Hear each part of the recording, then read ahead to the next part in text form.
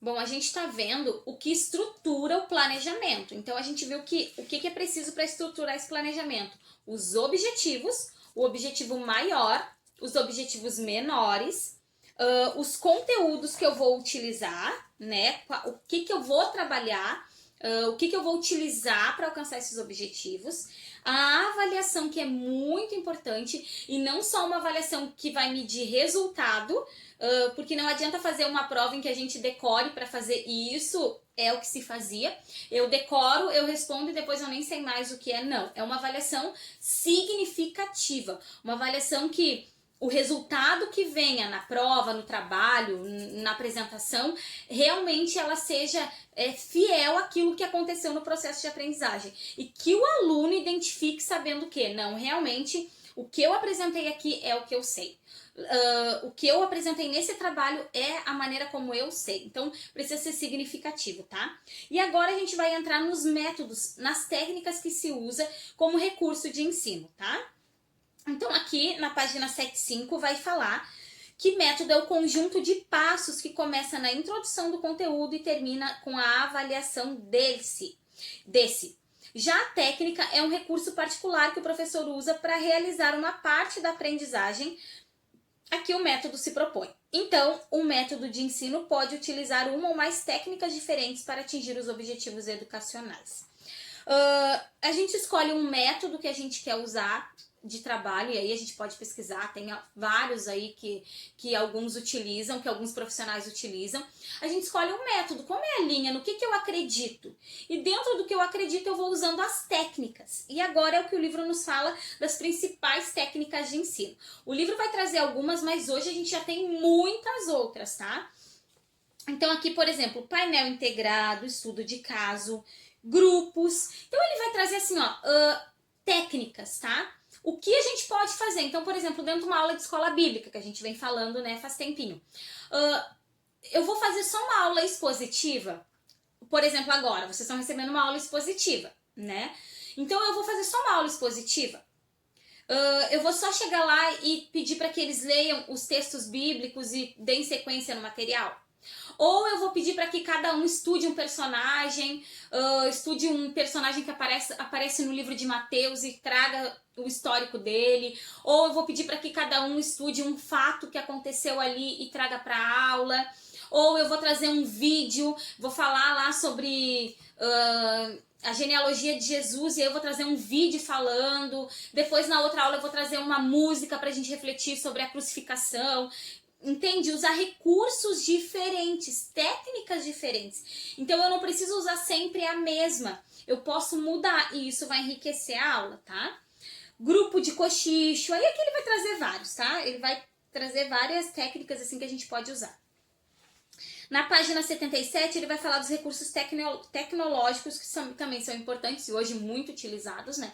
Hoje, por exemplo, a gente está usando mais uma ferramenta, a gente poderia estar fazendo uma videoaula, né? A gente, com um número de alunos, a gente poderia estar criando outras maneiras, mas a gente está utilizando essa, que é a maneira que a gente encontrou de ter mais facilidade para poder dar sequência nesse conteúdo, né, nas nossas aulas. Se nós estivéssemos tendo aulas presenciais, provavelmente a gente estaria utilizando outras técnicas, né, como o nosso trabalho que a gente ia fazer em aula, correção em aula, a maneira como a gente ia fazer outros materiais que eu estava planejando levar. Então, não foi possível e a gente está tendo esse tipo de aula aqui, tá?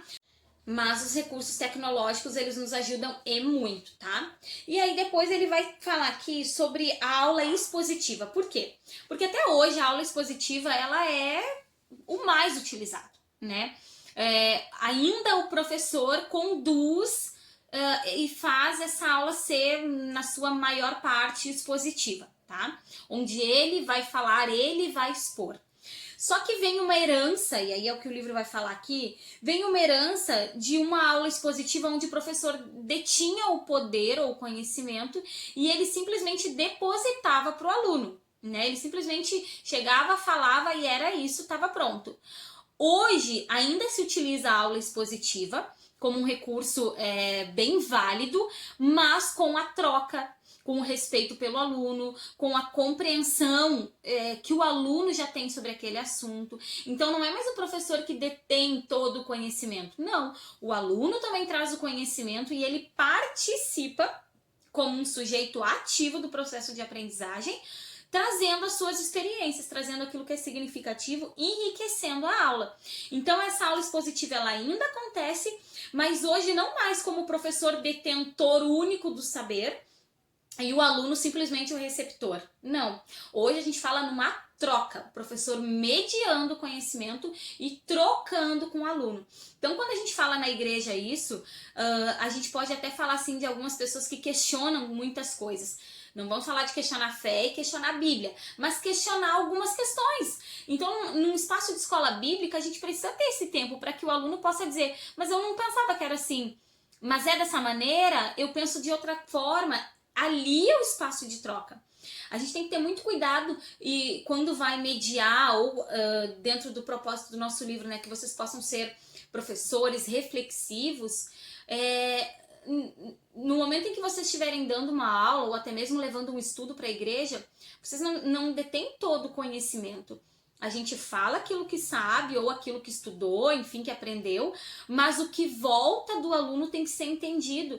Então, por exemplo, quando a gente pergunta o que vocês sabem sobre o assunto, aí um aluno falou algo que não tem nada a ver, não tem como tu ir lá e cortar. Não, tudo é válido, é o conhecimento que ele tem e a gente que vai mediar para conduzir ele para o nosso objetivo principal. Lembra, dentro do nosso planejamento.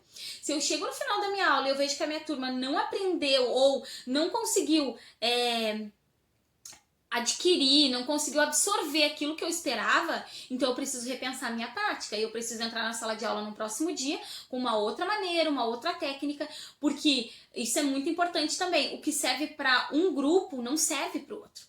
Então, às vezes, essa troca é muito importante para a gente poder ampliar. Mas, às vezes, em uma realidade, uma técnica serve e em outra não funciona. Então, a gente precisa conhecer o grupo para poder saber qual é a melhor técnica para aplicar naquele grupo, ok?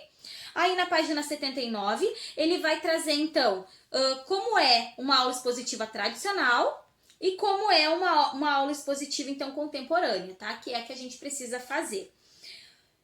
Provocar o interesse do aluno, dar abertura para esse conhecimento, o acesso ao conhecimento e que ele possa alcançar. O aluno ele tem que ser parte integrante, tá? Ele não pode ser dissociado em momento nenhum da aprendizagem. Ele é o sujeito da aprendizagem, tá?